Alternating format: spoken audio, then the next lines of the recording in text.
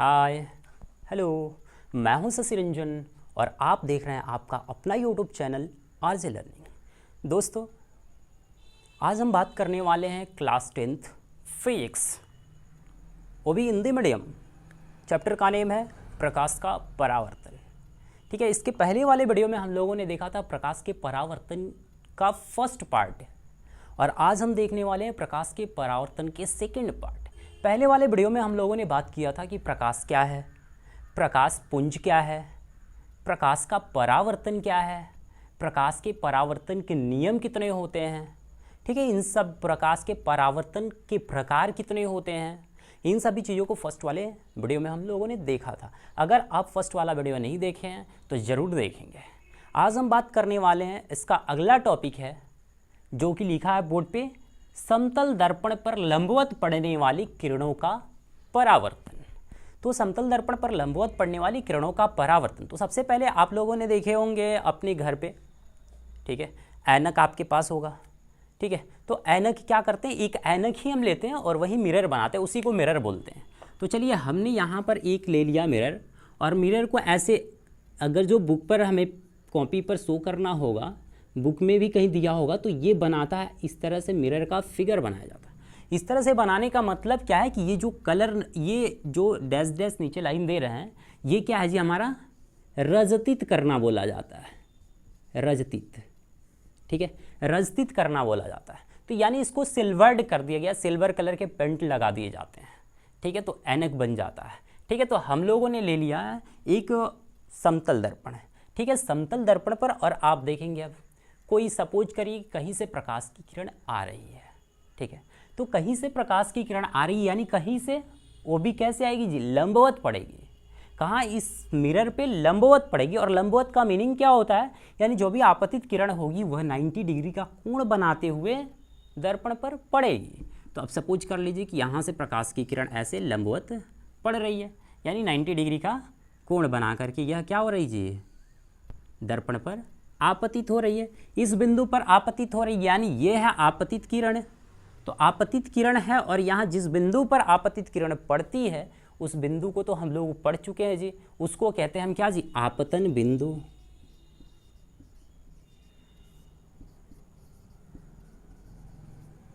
ठीक है, तो आपतन बिंदु है। अब यहाँ से किरण आ रही है, लंबवत पड़ रही है, तो अब बताइए एक हम लोग लंब डालते हैं। ठीक है, यानी आपतन बिंदु से खींचा गया लंब क्या कहलाता है जी, अभिलंब कहलाता है। तो यानी यहाँ से सपोज करिए कि अब यहाँ से हम एक अभिलंब खींच दे। ठीक है, तो यानी अभिलंब जो खींचेंगे, यानी इस सतह से 90 डिग्री का कोण बनते हुए जाएगा, यानी इसी पर यह किरण आई और इसी पर अभिलंब हुआ, यानी अभिलंब जहाँ है वहीं पर आपतित किरण है, उसी पर आपतित किरण है। ठीक है, तो अब बताइए यहाँ पर एंगल आई, यानी आपतन कोण जब बनेगा वह आपतन कोण की वैल्यूज कितनी होगी जी, तो आपतन कोण, यानी अब बताइए आपतित किरण और अभिलंब के बीच जो कोण बनता है उसको बोलते हैं हम क्या जी, आपतन कोण। यानी आपतन कोण हुआ, यह देखिए सपोज करिए कि ये है, यहाँ से यह आपतन कोण बना कुछ बड़ा है, फिर से यही किरण यहाँ आ गई, छोटा हो गया, यहाँ आ गई और छोटा हो गया। जब यही किरण इस पर आ जाएगी, दोनों किरण एक ही पर हो जाएगी, तो वह कोण कितने का बनेगा जी, तो यानी आपतन कोण जो बनेगा 0 डिग्री का बनेगा, राइट। तो 0 डिग्री का बनेगा। अब आप बताइए, हम लोग पढ़ चुके हैं परावर्तन के नियम में, परावर्तन के नियम में हम लोगों ने ये पढ़ा है कि आपतन कोण बराबर होता है क्या, परावर्तन कोण। यानी एंगल आई जितना होगा उतना ही एंगल आर होगा, यानी जितना आई होगा उतना ही, यानी अगर जो आई 0 है तो एंगल आर यानी परावर्तन कोण भी क्या होगा जी, 0। क्यों होगा, क्योंकि हम लोगों ने पढ़ा है आपतन कोण बराबर परावर्तन कोण, राइट। तो अब देख लीजिए, तो अब आप बता सकते हैं हमको, तो यही होता है। और आप बता सकते हैं कि यहाँ से, अब बताइए ये जो 0 डिग्री का एंगल, यानी 0 डिग्री का एंगल बनाते हुए ये भी क्या हो जाएगी जी, वापस चली जाएगी कौन, परावर्तित किरण। ठीक है, तो आप ये बोल सकते हैं, ठीक है, समतल दर्पण पर लंबवत पड़ने वाली किरण दर्पण से परावर्तन के बाद उसी पथ पर वापस लौट जाती है। एक बार और सुनेंगे और लिख भी लेंगे इसको आप, ठीक है। समतल दर्पण पर लंबवत पड़ने वाली किरण दर्पण से परावर्तन के बाद उसी पथ पर लौट जाती है। आई बात समझ में, ठीक है। तो चलिए, तो ये हो गया हमारा, ये टॉपिक भी कंप्लीट हो गया। अब हमारा अगला टॉपिक क्या है जी, वह देखते हैं हमारा प्रतिबिंब, ठीक है। तो प्रतिबिंब की बात करते हैं। जैसे कि आप प्रतिबिंब देखते होंगे कहीं पर भी, इमेज का बन जाना, अंग्रेजी में बोलते हैं उसको इमेज, ठीक है। तो प्रतिबिंब का डेफिनेशन सबसे पहले आप सुनेंगे और लिख लेंगे, ठीक है। चलिए, किसी बिंदु स्रोत से आती हुई प्रकाश की किरण, किसी बिंदु स्रोत से आती हुई प्रकाश की किरण दर्पण से परावर्तन के बाद, दर्पण से परावर्तन के बाद जिस बिंदु पर मिलती है या मिलती हुई प्रतीत होती है, जिस बिंदु पर मिलती है या मिलती हुई प्रतीत होती है, उसे उस बिंदु स्रोत का प्रतिबिंब कहते हैं, ठीक है। आप तो इसलिए लिख लिए होंगे, तो चलिए हम इसको समझा भी देते हैं आपको कि इसको कैसे मिलती है और मिलती हुई प्रतीत होती है। एक्चुअली मीट और अपीयर्स टू मीट, यानी एक जगह एक्चुअली कंप्लीटली मिल जाती है, दिख रहा है हमको किरणें मिल रही है, और एक जगह होता है कि मतलब पता चलेगा कि वहाँ से, मतलब हम कल्पना करेंगे कि वहीं से किरण आती हुई प्रतीत हो रही है, मतलब वहाँ से आ रही है किरण, और एक्चुअली में वहाँ होगा नहीं, ठीक है। तो कैसे, अब देखते हैं। तो सबसे पहले थोड़ा सा हम एग्जाम्पल देंगे, आप उसको इजीली समझेंगे, ठीक है। लेकिन अभी हम लोगों ने वो पढ़ा नहीं है, लेकिन थोड़ा डाइजेस्ट कर लीजिएगा आप। चलिए, अब हम लेते हैं यहाँ पर एक दर्पण बनाते हैं, जिसको कहते हैं हम गोलीय दर्पण, ठीक है। आप थोड़ा सा उसको समझ लेंगे, अभी इसके बारे में हम लोग पढ़ेंगे भी। गोलीय दर्पण, ठीक है। यहाँ गोलीय दर्पण हमने बना दिया, ठीक है। यहाँ पर हमने ये लाइन भी खींच दिया। गोलीय दर्पण पर यहाँ पर हमने एक वस्तु रख दिया, ठीक है। एक वस्तु यहाँ पर रखा, ठीक है। और यहाँ से क्या किया हमने, एक आपतित किरण लिया, दर्पण से परावर्तन के बाद यहाँ से ये क्या हो गई जी, रिटर्न होके आ गई, परावर्तित हो गई। एक दूसरी किरण हम लोगों ने लिया, ठीक है, जो इसके ध्रुव से आपतित होती है, और यह आपतित हो करके, ठीक है, यहाँ से निकल रही है, ठीक है। तो अभी देखिए, ये दोनों किरणें दर्पण से परावर्तन के बाद, ठीक है, दर्पण से परावर्तन के बाद इस बिंदु पर आकर के क्या हो रही जी, मिल रही है, ठीक है। तो इस बिंदु पर आकर मिल रही है, यानी सामने दिख रहा है कि मिल रही है, ठीक है। तो ये जो इस बिंदु का, यह बिंदु जो होगा क्या होगा जी, प्रतिबिंब होगा, ठीक है। तो यही कह रहा है, किसी बिंदु स्रोत से आती हुई प्रकाश की किरणें दर्पण से परावर्तन के बाद जिस बिंदु पर मिलती है या मिलती हुई प्रतीत होती है, तो यहाँ पर तो ये किरणें मिल रही है, ठीक है। अब देखिए, आप कहेंगे सर तो मिलती हुई प्रतीत होती का भी बता दीजिए, तो अभी हम एक और एग्जाम्पल आपको देते हैं यहाँ पे, ठीक है। ये सभी हम पढ़ाने वाले हैं, आप थोड़ा सा टेंशन नहीं लेंगे, ये हम पढ़ाने वाले हैं, ठीक है, आपको पढ़ाया जाएगा। अभी देखिए, यहाँ से हमने ये बना दिया है। अब ऐसा, इसमें 2 मिनट अभी बताते हैं। हमने एक तरफ बाहर वाले पार्ट को कलर कर दिया और इसमें अंदर वाले पार्ट को हमने कलर कर दिया, ठीक है। जब अंदर वाले पार्ट को हमने कलर किया, तो अब ऐसा हम बना देते हैं। अभी देखिए, यहाँ पर सपोज करिए कि यहाँ पर यह वस्तु रखी गई है, कोई वस्तु यहाँ पर रखी गई है, ठीक है। यहाँ से कोई किरण यहाँ आएगी, ठीक है, यहाँ आई, दर्पण से परावर्तन के बाद अब तो इधर थोड़ी ना आएगी, ये तो इधर रिटर्न हो जाएगी, ठीक है। अब ये क्या होगा जी, अब देखिए इधर से क्या होगा, ये पीछे की तरफ पता चलेगा। अभी छोड़िए इसको, अभी यहाँ देखिए, एक किरण हमने ध्रुव से लिया और ये ऐसे रिटर्न होकर के आ गई।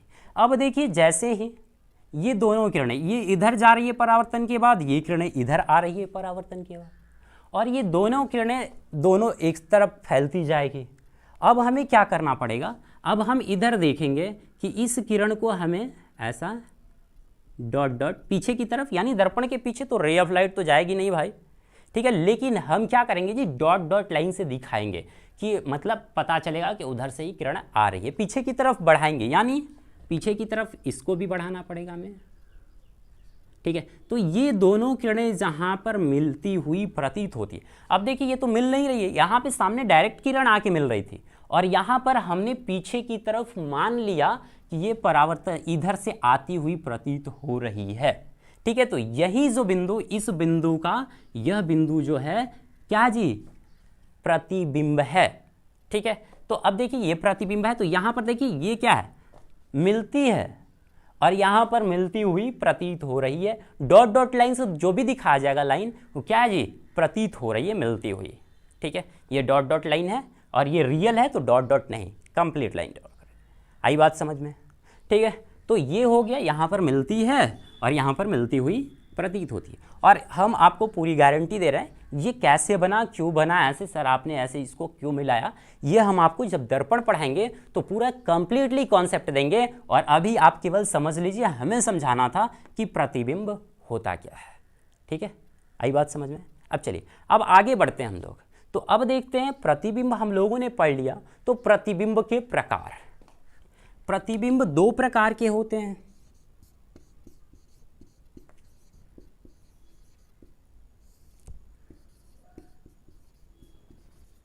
प्रकार, ठीक है। पहला क्या होता है जी, पहला को बोलते हैं वास्तविक प्रतिबिंब,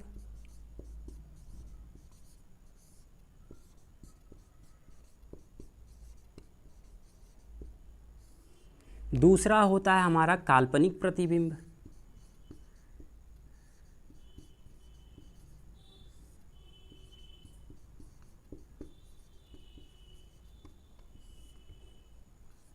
काल्पनिक प्रतिबिंब।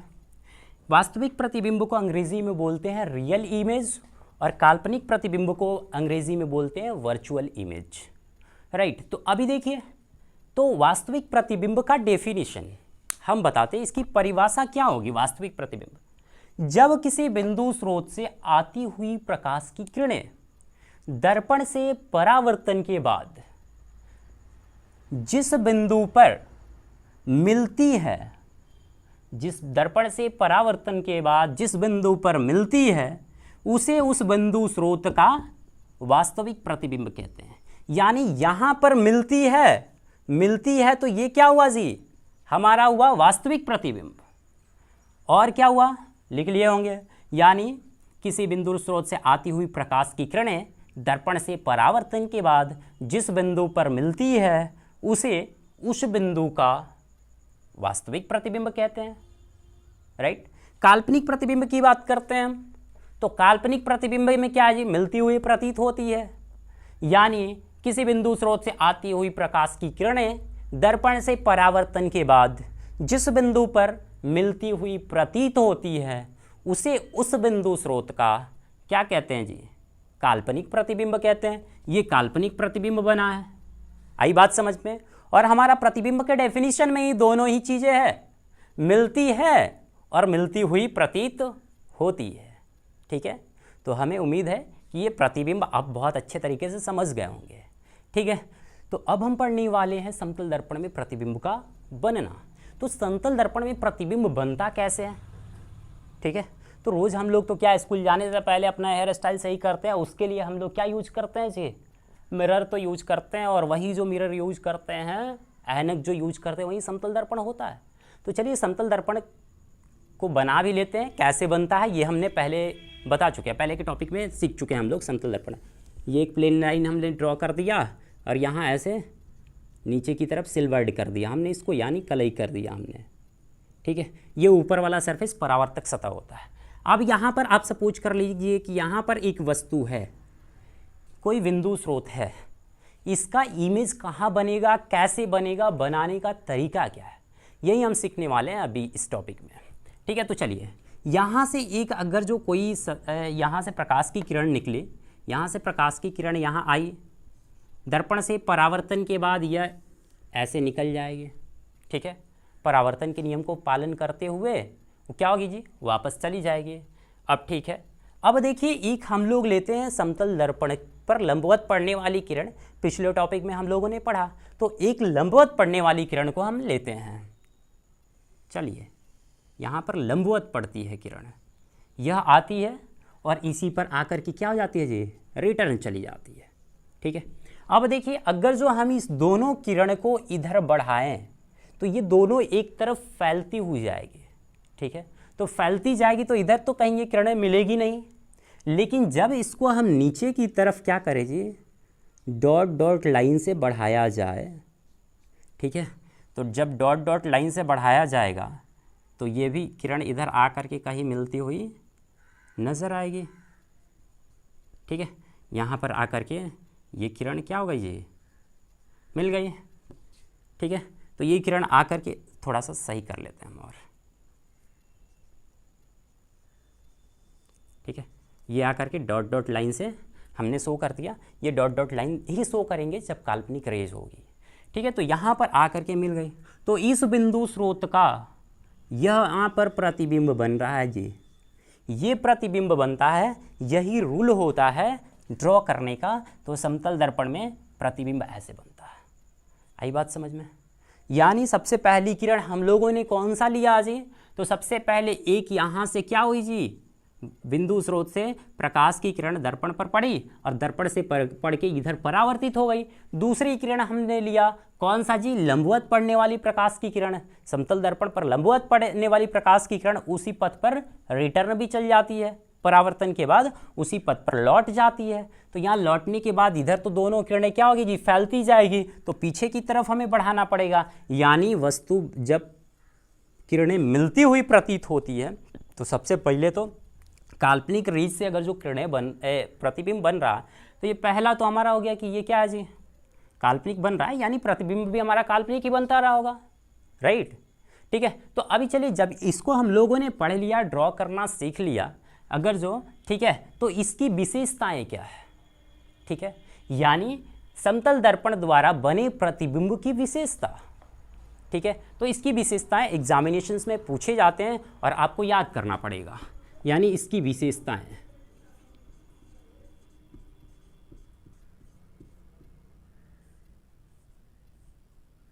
ठीक है, विशेषताएं। ठीक है, तो चलिए इसकी विशेषता हम लोग पढ़ते हैं। पहला तो जब डॉट डॉट लाइन से बना जी, पीछे की तरफ दर्पण के मिला रहे हैं, तो पहला तो विशेषता हो गया कि यह क्या होगा जी, प्रतिबिंब काल्पनिक होगा, काल्पनिक प्रतिबिंब होगा। दूसरी विशेषता की बात करते हैं। दूसरी विशेषता देखिए, तो दूसरी विशेषता हमारी क्या है जी इसमें, तो दूसरी विशेषता है दर्पण के उतने ही पीछे बनता है, यानी प्रतिबिंब दर्पण के उतने ही पीछे बनता है जितना वस्तु दर्पण के आगे होता है। ठीक है, देखिए यहाँ पर इतना दूरी पर है ना, तो सेम इतना ही दूरी पर दर्पण पीछे की तरफ बनता हुआ दिखाई देगा। यानी हम लोग यहाँ पर लिखेंगे दर्पण के उतनी ही पीछे बनता है प्रतिबिंब, दर्पण के उतनी ही पीछे बनता है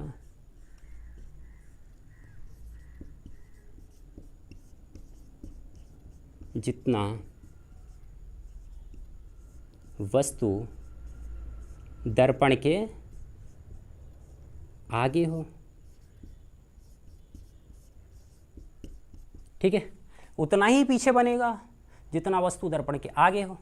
ठीक है, तीसरी विशेषता इसकी क्या होगी जी, अब देखिए यहाँ से वस्तु की दूरी बराबर होगी प्रतिबिंब की दूरी, यानी यहाँ से दर्पण से यहाँ तक जो डिस्टेंस है इसको बोलेंगे वस्तु की दूरी, और यहाँ से यहाँ तक की डिस्टेंस बोलेंगे क्या जी, प्रतिबिंब की दूरी। यानी वस्तु की दूरी बराबर प्रतिबिंब की दूरी। ठीक है, जितना वस्तु दूरी होगा उतना ही प्रतिबिंब की दूरी होगा। चौथा क्या है जी, चौथा क्या है, तो चौथा हमारा है यहाँ पर देखिएगा, फर्स्ट हो गया, सेकंड ये हो गया, थर्ड हो गया और फोर हो गया। तो फोर देखिए, फोर वस्तु की अपेक्षा सीधा बनता है, यानी प्रतिबिंब जो होता है वस्तु की अपेक्षा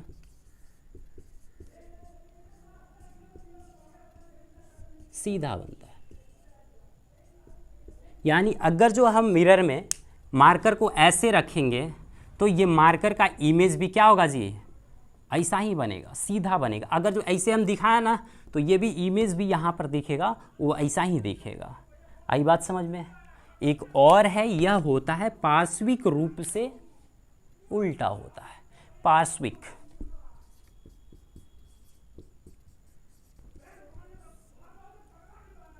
रूप से, यानी पार्श्विक रूप से क्या होता है जी, उल्टा होता है।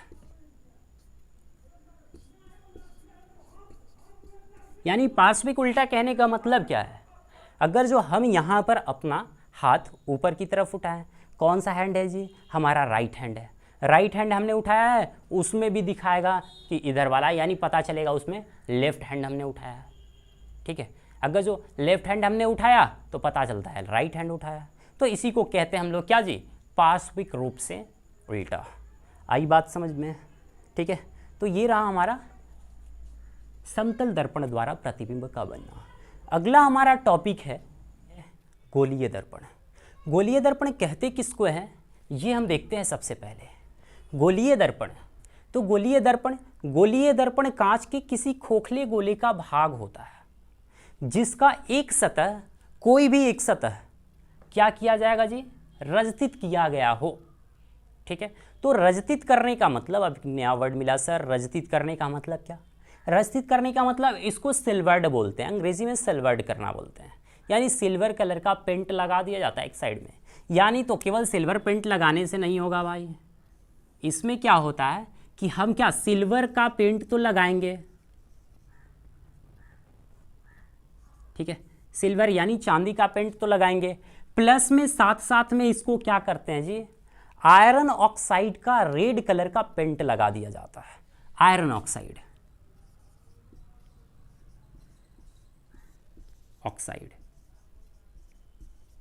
ठीक है, आयरन ऑक्साइड का पेंट लगा दिया जाता है। ठीक है, अब ये पेंट केवल लाल ही नहीं होता, ठीक है, रेड भी होता है, ब्लू भी होता है, ग्रीन भी होता है, येलो भी होता है। ठीक है, तो कोई भी कलर, यानी वो होता ही है क्या जी, आयरन ऑक्साइड। ठीक है, पहले सिल्वर पेंट लगाएंगे और उसके बाद आयरन ऑक्साइड का लेप कि वो हटे नहीं। चलिए अब देखिए, तो यह किसी खोखले गोले का भाग होता है। हाँ, तो अब हमने एक खोखले कांच का गोला बना दिया। ठीक है, इस गोले को क्या करेंगे हम, यहाँ से इसको क्या कर दिया हमने, कट कर दिया। ठीक है, तो कट करने के बाद, इसको कट करने के बाद हम इधर से हटा देते। कट करने के बाद हमें ये पार्ट, इतना ही पार्ट मिला। ठीक है, ये पार्ट मिला। ठीक है, कट करने के बाद हमें ये मिला। अब किसी एक पार्ट को, कोई भी एक पार्ट, चलिए हम इधर से इसको कलर कर देते हैं। हमने इसको इधर से रजतित कर दिया। ठीक है, ये रजतित कर दिया हमने। उसके बाद हमने क्या किया जी, ये हमें एक दर्पण मिला और यह हमारा एक गोलीय दर्पण है। ठीक है, फिर से हम एक इधर कांच का गोला लेते हैं और फिर से इधर से हमने यहाँ से और फिर यहाँ से इसको हमने कट कर दिया, इसको हटा दिया हमने। ठीक है, इसको हमने कट करके इतना बचा लिया। इतना बचाने के बाद इधर हमने बाहर वाले पार्ट को कलर किया, तो इधर चलिए अब इधर अंदर वाले पार्ट को हम कलर कर देते हैं।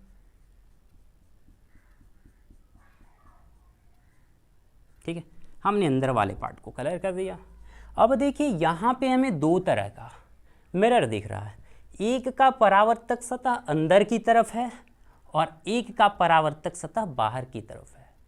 ठीक है, तो जिसका परावर्तक सतह अंदर की तरफ है, यानी हमें तो खोखले गोले से कांच का टुकड़ा मिला और किधर भी हमें रजतित करना है, हमने कर दिया। दो साइड है, दोनों साइड में एक तरफ एक बार किया रजतित और एक तरफ एक बार किया। तो हमें इसका मतलब ये पता चलता है कि गोलीय दर्पण दो प्रकार का होता है। ठीक है, यानी गोलीय दर्पण दो प्रकार का होता है। अब कौन कौन सा है जी, तो आपको तो यहाँ पे एग्जाम्पल दिख ही रहा है। ठीक है, तो गोलीय दर्पण के प्रकार, ठीक है, ये प्रकार है, एक यह है और दूसरा यह है। तो अब देखिए प्रकार में सबसे पहला जो मिरर हमने बनाया है जिसका परावर्तक सतह अंदर की तरफ है, इसको बोलते हैं हम लोग अंग्रेजी में कॉनकेव। ठीक है, कॉनकेव मिरर, और हिंदी में इसका नाम आता है अवतल दर्पण।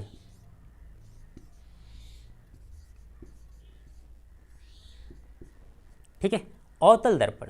तो इसका डेफिनेशन हमारा क्या बनेगा जी? वह गोलीय दर्पण जिसका परावर्तक सतह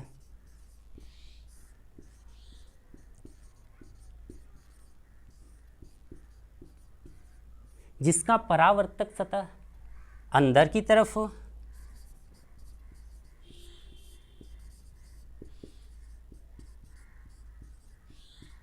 जिसका परावर्तक सतह अंदर की तरफ हो यानी धंसा हुआ हो।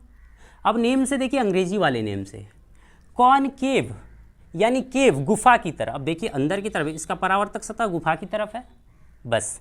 तो जिसका परावर्तक सतह अंदर की तरफ धंसा हो उसको क्या कहते हैं? अवतल दर्पण। दूसरा प्रकार आते हैं, इसका देखिए परावर्तक सतह बाहर निकला है, यानी इसका अंग्रेजी में नेम होता है कॉन्वेक्स मिरर, और हिंदी में इसका नेम होता है उत्तल दर्पण। तो आप तो इसका डेफिनेशन सिंपल सा बना सकते हैं, वह गोलीय दर्पण जिसका परावर्तक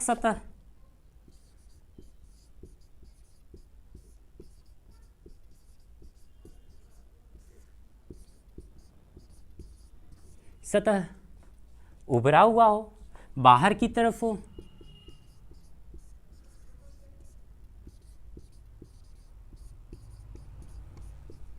उसे हम क्या कहते हैं जी? उत्तल दर्पण कहते हैं।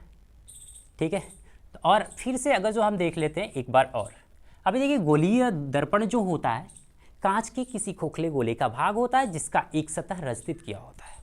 ठीक है, या उसका और सिंपल डेफिनेशन दे तो जिस दर्पण का परावर्तक सतह गोलीय हो, देखिए इसका भी परावर्तक सतह गोलीय है, इसका भी परावर्तक सतह गोलीय है, ये परावर्तक सतह हुआ, ये परावर्तक सतह हुआ, उसी को कहते हैं हम लोग क्या जी? गोलीय दर्पण। ये तो और अच्छा डेफिनेशन और छोटा डेफिनेशन। ठीक है, अब देखिए इसमें दो तरह के हमें परावर्तक सतह मिल जाते हैं, एक अंदर की तरफ होता है और एक बाहर की तरफ होता है। अंदर की तरफ जिसका परावर्तक सतह होता है उसको हम अवतल दर्पण कहते हैं, जिसका परावर्तक सतह बाहर की तरफ निकला होता है उसको उत्तल दर्पण कहते हैं। आई बात समझ में? तो अब हम पढ़ने वाले हैं गोलीय दर्पण से संबंधित कुछ पद। ठीक है, और वह पद है क्या देखते हैं हम। ठीक है, तो सबसे पहले हम यहाँ पर एक गोलीय दर्पण बनाते हैं। चलिए यहाँ पे हम देख, एक खोखला गोला हुआ। ठीक है, इससे हम क्या करते हैं, यहाँ से और यहाँ से हम कट कर लेते हैं।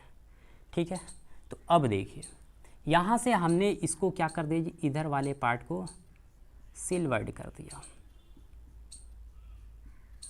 चलिए, अब यह जो गोला होगा इसका कोई ना कोई केंद्र होगा।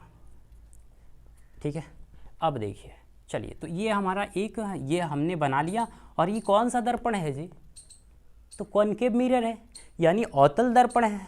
चलिए, जब अवतल दर्पण है तो सबसे पहला टर्म हम बात करते हैं, पहला वह होता है ध्रुव, जिसको अंग्रेजी में बोलते हैं पोल। ठीक है, तो पोल कहते किसको है? यानी गोलीय दर्पण का मध्य बिंदु। ठीक है, गोलीय दर्पण का मध्य बिंदु ध्रुव कहलाता है। यानी यहाँ से यहाँ तक तो गोलीय दर्पण है हमारा यह, इसका जो मध्य बिंदु होगा, ठीक है, इसका जो मध्य बिंदु होगा इसी को हम क्या बोलेंगे जी? पोल बोलेंगे। यानी और पोल बोलेंगे, इसको सूचित किससे करते हैं जी? सूचित करते हैं अंग्रेजी के कैपिटल लेटर P से, राइट। यानी यह ध्रुव जो होता है गोलीय दर्पण का मध्य बिंदु होता है। ठीक है, तो मध्य बिंदु को इसको यहाँ पर हमने P कह दिया। अब चलिए, अब दूसरा पॉइंट आता है। दूसरा पॉइंट आ गया हमारे पास क्या? तो दूसरा पॉइंट देखते हैं, तो हमारा यह होता है, एक होता है वक्रता केंद्र, इसको बोलते हैं हम वक्रता केंद्र। इसको बोलते हैं अंग्रेजी में centre of curvature, centre of curvature, right. इसको सबसे पहले हम ये भी बता देते हैं कि जो वक्रता केंद्र है इसको अंग्रेजी के कैपिटल लेटर C से सूचित किया जाता है। सूचित कैसे करते हैं जी? C से सूचित करते हैं। अभी देखो, तो इसका डेफिनेशन जो होता है क्या होता है? यह गोलीय दर्पण किसी न किसी गोले का भाग होता है। उसी गोले का जो केंद्र होता है उसी को हम कहते हैं वक्रता केंद्र। तो इसका डेफिनेशन अगर जो हम बात करें वक्रता केंद्र, तो गोलीय दर्पण जिस खोखले गोले का भाग होता है उस गोले के केंद्र को वक्रता केंद्र कहते हैं। गोलीय दर्पण जिस खोखले गोले का भाग होता है उस गोले के केंद्र को वक्रता केंद्र कहते हैं। तो इस गोले का केंद्र क्या है जी? ये केंद्र है, और इस केंद्र को हम किससे सूचित करेंगे जी? कैपिटल सी से, और इसी को कहते हैं हम क्या? वक्रता केंद्र, यानी सेंटर ऑफ कर्वेचर, राइट। अब देखिए हमारे पास तीसरा टर्म क्या है जी? तीसरा जो पद है वह क्या है? तो ये होता है वक्रता त्रिज्या। देखिए वक्रता त्रिज्या, इसको बोलते हैं centre of radius, sorry radius of curvature, radius of curvature. ठीक है, तो रेडियस ऑफ कर्वेचर जो होता है वक्रता त्रिज्या, ये क्या होता है? तो ये होता है distance between pole and centre of curvature, यानी ध्रुव और वक्रता केंद्र के बीच की दूरी को वक्रता त्रिज्या कहते हैं।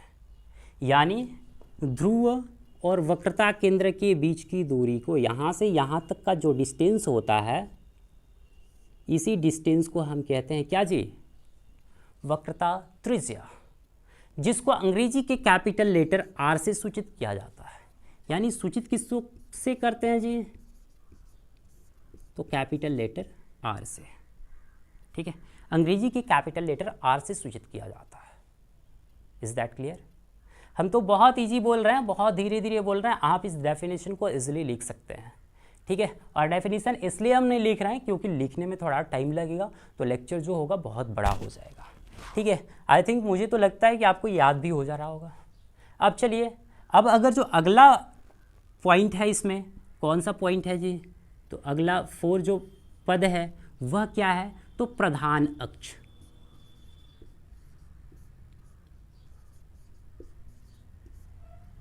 ठीक है, या इसी को बोलते हैं मुख्य अक्ष। ठीक है, मुख्य अक्ष।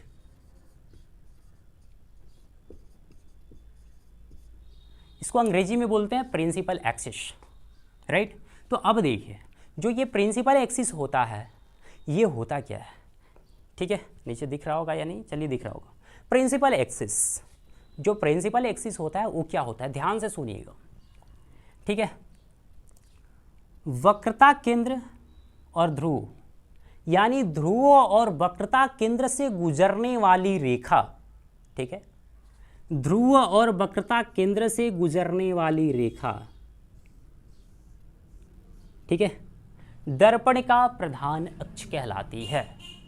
ठीक है, याद कीजिए फिर, ध्रुव और वक्रता केंद्र से गुजरने वाली रेखा क्या कहलाती है जी? प्रधान अक्ष, यानी मुख्य अक्ष, प्रिंसिपल एक्सिस कहलाती है। आई बात समझ में? ठीक है, तो चलिए, अब ये हो गया हमारा प्रधान अक्ष। अब इधर लिखते हैं, उधर स्पेस तो थोड़ा नहीं है, इधर लिखते हैं। ठीक है, फिफ्थ जो हमारा पॉइंट है वह क्या है? तो फिफ्थ पॉइंट है फोकस, बिंदु। चलिए, फोकस, अंग्रेजी में फोकस बोलते हैं इसको। ठीक है, ये क्या होता है? अभी देखिए, प्रधान अक्ष के समानांतर, याद कीजिएगा, ध्यान से लिखते भी चलिएगा। प्रधान अक्ष के समानांतर आपतित किरण दर्पण से परावर्तन के बाद, अब इसकी जरूरत नहीं है, थोड़ा इसको हम इरेज कर देते तो आपको क्लियरली पता चलेगा। चलिए, प्रधान अक्ष के समानांतर आपतित किरण दर्पण से परावर्तन के बाद प्रधान अक्ष को जिस बिंदु पर काटती है या काटती हुई प्रतीत होती है, राइट, याद कीजिएगा। प्रधान अक्ष के समानांतर आपतित किरण दर्पण से परावर्तन के बाद मुख्य अक्ष को जिस बिंदु पर काटती है या काटती हुई प्रतीत होती है, उस बिंदु को क्या कहते हैं जी, मुख्य फोकस कहते हैं। अभी देखिए अगर जो प्रधान अक्ष के समानांतर कोई भी किरण लेंगे, इधर से नीचे से भी लेंगे, ये यहीं से काटेगी इसको, ठीक है। कितना भी किरण लेंगे ये इसी पॉइंट से क्या होगी जी, गुजरेगी, ठीक है। तो इसलिए इसका डेफिनेशन बनता है फोकस बिंदु का प्रधान अक्ष के समानांतर, ठीक है। आपतित किरण दर्पण से परावर्तन के बाद मुख्य अक्ष को जिस बिंदु पर काटती है उस बिंदु को उस दर्पण का मुख्य फोकस कहते हैं या फोकस बिंदु कहते हैं, ठीक है। तो अब देखिए फोकस बिंदु कहते हैं, और इसको सूचित किससे करते हैं जी, हम सूचित करते हैं फोकस बिंदु को कैपिटल एफ से, ठीक है। अंग्रेजी का कैपिटल लेटर एफ से सूचित किया जाता है। अब एक लास्ट टर्म है हमारे पास, वह टर्म है फोकस दूरी,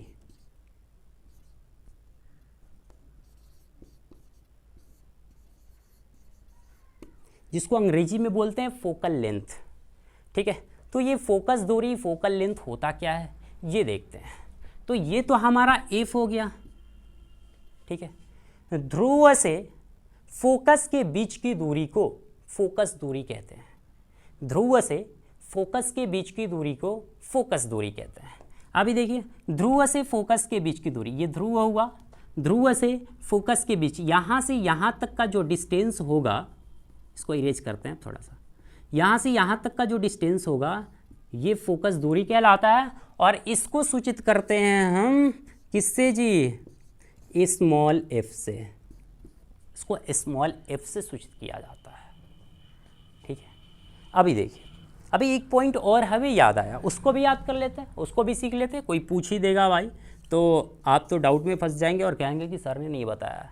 अभी देखिए एक होता है द्वारक। द्वारक क्या होता है, अक्सर बच्चे पूछते रहते हैं, और आपके बुक वगैरह में नहीं दिया द्वारक, किसी रेयरली ही बुक में दिया है। तो द्वारक क्या है, यानी दर्पण की चौड़ाई को द्वारक कहते हैं। यानी यहाँ से यहाँ तक जो लंबाई होगा ना, ये ऐसे घूम करके नहीं, यहाँ से यहाँ तक का जो डिस्टेंस होगा ना, ठीक है, यही क्या कहलाता है, दर्पण का द्वारक कहलाता है,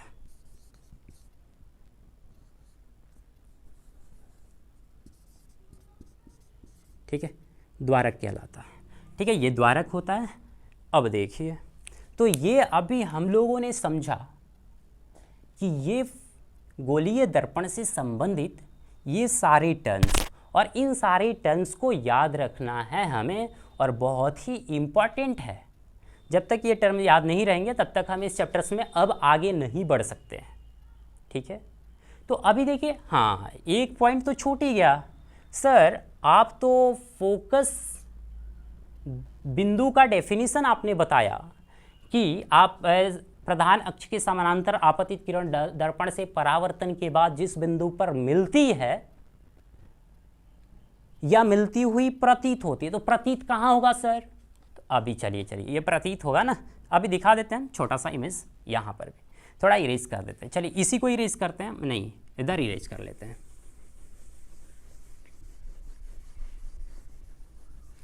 चलिए यहाँ देखिए, अभी हमने एक दर्पण बना लिया यहाँ से, उत्तल दर्पण, ठीक है। चलिए हमने एक उत्तल दर्पण बना लिया, ठीक है। यहाँ पर हो गया हमारा क्या जी, चलिए प्रधान अक्ष के समानांतर आपतित किरण, प्रधान अक्ष अब इधर से रह जाएगी ना, दर्पण से परावर्तन के बाद अब ये तो इधर निकल जाएगी, ठीक है। और ये क्या होगी, दर्पण से परावर्तन के बाद पीछे की तरफ क्या होगी जी, प्रतीत ही होगी ना। अब तो उसको पीछे लाना पड़ेगा ना, अब तो इधर तो पास चल जा रही है, अब इधर प्रधान अक्ष को कहाँ काटेगी, प्रधान अक्ष को काटना है ना, तो अब ये पीछे की तरफ आती हुई प्रतीत होगी, और यही पॉइंट क्या होता है जी, फोकस बिंदु होता है। आई बात समझ में? हमें उम्मीद है कि आप बहुत अच्छे तरीके से समझ गए होंगे, और मिलते हैं फिर नेक्स्ट वीडियो में। तब तक के लिए bye, see you, have a nice day.